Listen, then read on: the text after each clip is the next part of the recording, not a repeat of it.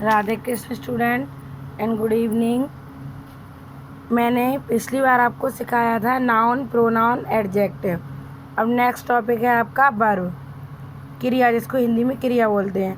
A verb is a word used for saying something about some person और thing. वह शब्द जो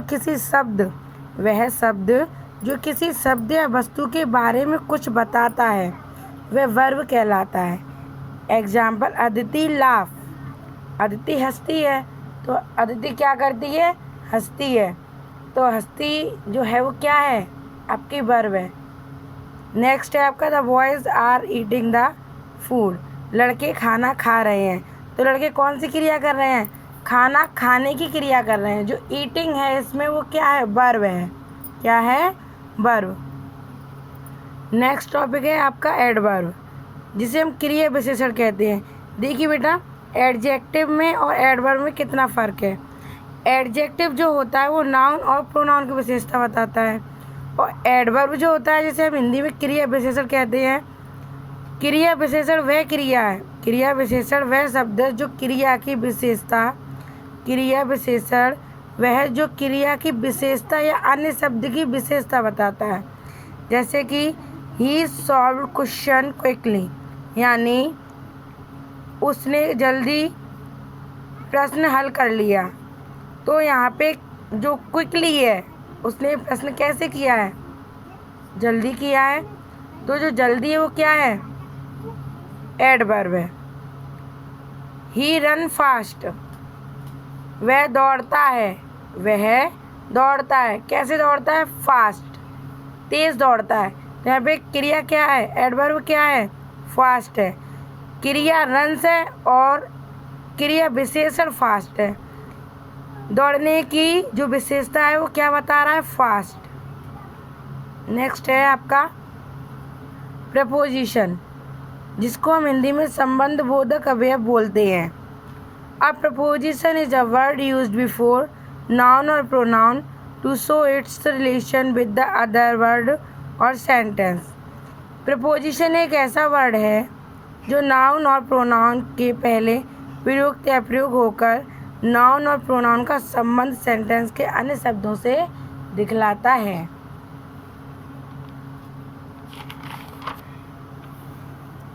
जैसे कि the book is on the table, किताब मेज के ऊपर है। तो यहाँ पे संबंध क्या है? किताब में और मेज में संबंध क्या है? ऑन, ऑन मीन्स ऊपर। किताब और मेज में संबंध दिखा रहा है। किताब कहाँ है? मेज के ऊपर है। नेक्स्ट है the cat is under the table. The cat is under the table, बिल्ली मेज के नीचे है। तो बिल्ली कहाँ है? मेज के नीचे। तो जो यहाँ पे नीचे यानी अंडर है वो क्या है? प्रपोजिशन है। ऑन है, अंडर है, इन है, काफ़ी सारे होते हैं प्रपोजिशन। मैं आपको नेक्स्ट वीडियो में बताऊंगी। मैंने अभी आपको समझाने के लिए केवल ऐड किया है। नेक्स्ट है आपका कंजक्शन, समुच्चय बोधक अवयव। A conjunction to is a word which joins two or more than two words, phrases, clauses or sentence. यानी कंजक्शन वह शब्द है जो दो या दो से अधिक वर्ड्स, फ्रेजेस, क्लूज या सेंटेंस को जोड़ता है।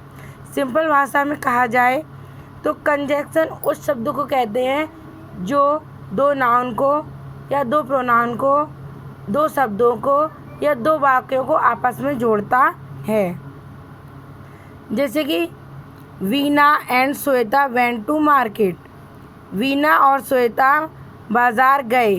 तो यहाँ पे वीना को और श्वेता को कौन जोड़ रहा है? एंड। वीना और श्वेता को कौन जोड़ रहा है? एंड। तो एंड क्या है यहाँ पे? हमारा कंजक्शन है। गिव मी टी और कॉफ़ी, मुझे चाय या कॉफ़ी दो। तो यहाँ पे और क्या है? कंजक्शन है। क्या है? कंजक्शन। नेक्स्ट है इंटरजेक्शन, जिसको हम हिंदी में विस्मयादि बोधक अवयव बोलते हैं। An interjection is a word used merely to express some sudden feeling of the mind. विस्मयादिबोधक अवयव वह शब्द होता है जिसका प्रयोग केवल हृदय में एकदम उठने वाले उद्गारों या भावनाओं को प्रकट करने के लिए किया जाता है।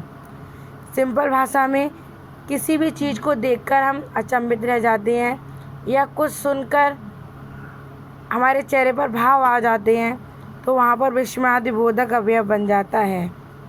ब्रेवो बेल्डन, ब्रेवो यहाँ बहादुरी के लिए यूज किया गया है और इसकी एक पहचान होती है, ये एक्सक्लेमेटरी जो चिन्ह है जहाँ पर ये आ जाएगा वहाँ पर इंटरजेक्शन सेंटेंस हो जाएगा। ओ आई एम अलोन, उसने बोला ओ आई एम अलोन, मैं अकेला हूँ, तो यहाँ पे ओ जो है वो क्या है, विस्मयाद है या बर्ड है। समझ आ रहा है? जिस चीज़ को देखकर हम अचंभित रह जाएं या कुछ भी सुनकर अचंभित रह जाएं या ऐसा कुछ सुनकर जैसे किसी की डेथ हो जाती है या हम मैच जीत जाते हैं, चेहरे पे खुशी के भाव आ जाते हैं, मतलब जो चेहरे पे हमारे जो हमारे चेहरे पर दिखाई देता है वहाँ इंटरजेक्शन सेंटेंस बन जाता है विस्मयादिबोधक। अब खुशी हमारे चेहरे पे दिखाई देगी, दुख होगा तो भी हमारे चेहरे पे दिखाई देगा, जो भी हमारे मन की जो फीलिंग्स हैं वो हमारे चेहरे पर शो कराती हैं। ओके बेटा। और कुछ स्टूडेंट्स बोल रहे थे कि मैम 9 पार्ट्स ऑफ स्पीच होते हैं, 10 होते हैं। बेटा होने को तो 15 होते हैं पार्ट्स ऑफ स्पीच, लेकिन जो मेन होते हैं हमारे मेन पार्ट्स ऑफ स्पीच होते हैं वो 8 ही होते हैं।